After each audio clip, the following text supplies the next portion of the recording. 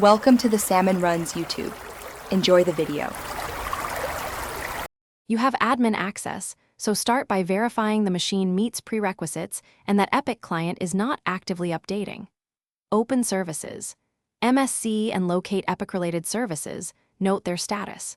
Next, use Task Manager to spot stuck processes consuming CPU or disk, and clearly hung processes.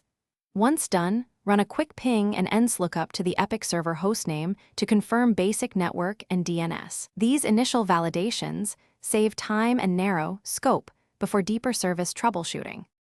Now diagnose why Epic services fail. Open Event Viewer and filter application and system logs for errors tied to the service name and timestamps. Then examine the service properties to reveal dependencies and which account is used to run the service. Incorrect credentials or missing dependent services often cause failures. Increase the Epic service logging level if available, reproduce the failure, and capture logs. These detailed logs and dependency checks explain the how and why behind persistent crashes or startup errors. Apply targeted fixes based on diagnostics.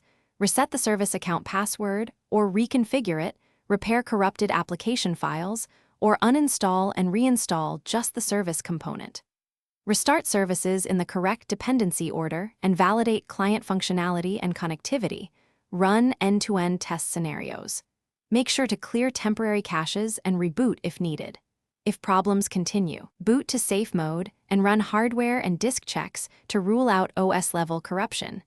This single troubleshooting tip often reveals hidden causes. Thanks for watching. Consider subscribing if we helped you.